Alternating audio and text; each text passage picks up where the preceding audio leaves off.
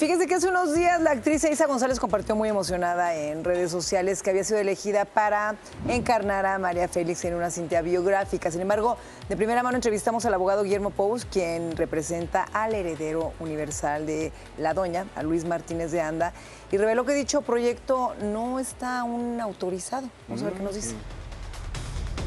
¿Quién es la persona o empresa que se ostenta con los derechos de María Félix, que es lo importante en este punto? Bueno, es distinto. Don Luis Martínez de Anda, quien es el heredero universal de María Los Ángeles Félix Cuereña, en principio firmó un contrato para una serie de televisión, una serie en distintos episodios con Televisa. Esta serie entiendo que está en progreso, o por lo menos existe un contrato vigente. Por otra parte, con otra compañía firmó un contrato en donde autoriza el uso de la imagen de María Félix, no para hacer una narrativa biográfica, sino más bien a modo de un personaje ficticio. Y por otra parte, firma con la compañía que represento, con Pink Tiger Group, en donde le transmite la exclusividad para negociar los derechos en relación, los derechos de imagen y biográficos en relación con una película, con una docuserie, una puesta en escena y una novela. Esos son los derechos que se encuentran integrados con imagen y biográficos de María Félix, y el aviso que se da ayer es sorprendente, pero era algo que podíamos esperar porque tenemos perfectamente identificadas cuáles son las dos empresas mexicanas, una asociación civil, una sociedad mercantil, ambas representadas por exactamente la misma persona que se han dedicado a ofrecer esto que legalmente es la forma de operar, es decir, ellos tienen derechos de propiedad industrial, a ellos se les cedieron derechos para registrar marcas, no así tener ninguna clase de derecho en relación con la imagen o con los derechos biográficos de María Félix, la doña, para producir esta clase de contenidos. Ok, ahora, don Luis Martínez de Anda le cedió los derechos, ¿es así? Exclusivamente para registrar marcas, es decir, la marca de bebidas alcohólicas o la marca para un restaurante, no para producir esta clase de contenidos autorales, no para producir contenidos audiovisuales. Bueno, ahora, pero ¿por qué si ellos no tienen los derechos, se atreven, ¿no?, de alguna manera a decir que los tienen y además a involucrar a muchas más personas? Bueno, se atreven, desconozco si es por torpeza, por ignorancia o simplemente por estafar a alguien más. La consecuencia lamentable es que están involucrando a más personas, pueden dañar absolutamente el prestigio de alguien y además meterse en un círculo de contingencias legales bastante severo. No, pues yo creo que con eso ya has hecho patas el proyecto, ¿no, Mona? No, pero mira, le pregunté también que si acaso Eiza González podría sufrir consecuencias legales por este proyecto no autorizado de María Félix, porque hay que recordar que Eiza, además de que va a actuar, también va a fungir como productora. Esto respondió el licenciado Pous. ¿Usted ha tenido contacto con los abogados de estas personas, con el equipo legal, alguna plática que ya se haya tenido?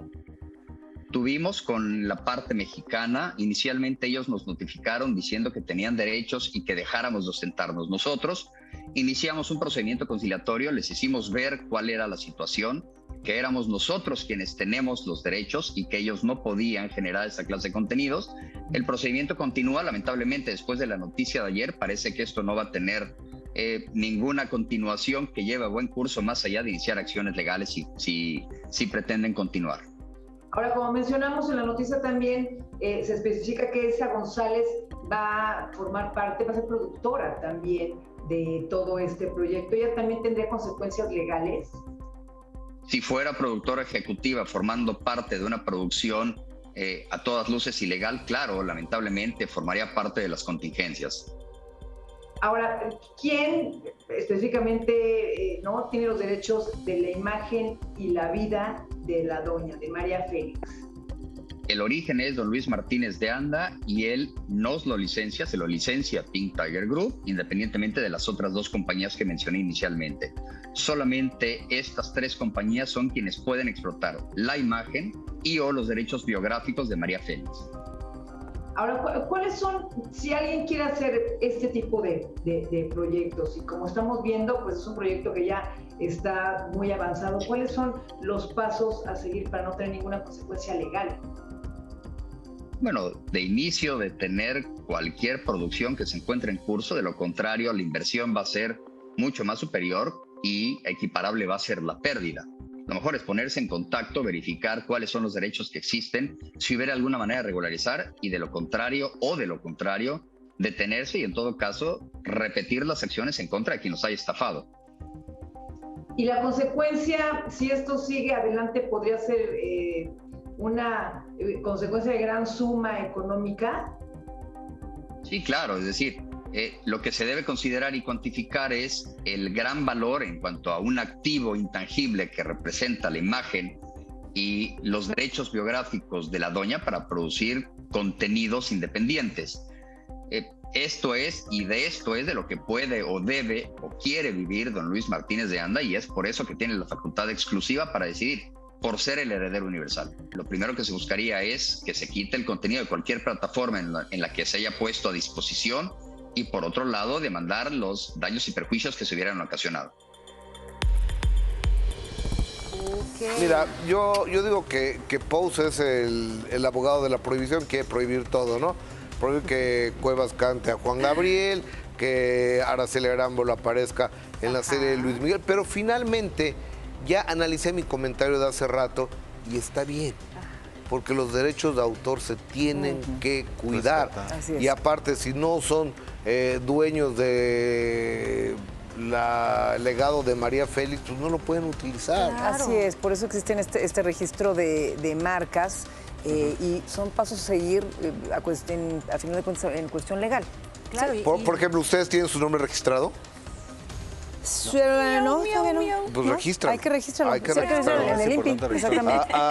Hay que registrarlo porque el día de mañana alguien puede llegar y se llama registra el Adiós Tuñón y le tienes que pagar tú por Adiós Tuñón. Ay, Dios. Mañana nos vamos. Yo tengo registrado absolutamente todo lo mío. Oye, pero qué irresponsable también Eiza, el anunciar entonces un proyecto sin tener los pelos de la burra en la mano y decir, tengo todo, porque es evidente que tienes que checar los derechos de autor y tus delimitantes, hasta dónde tienes el derecho, hasta dónde me no. encantaría entrevistar a esta delgadísima y guapísima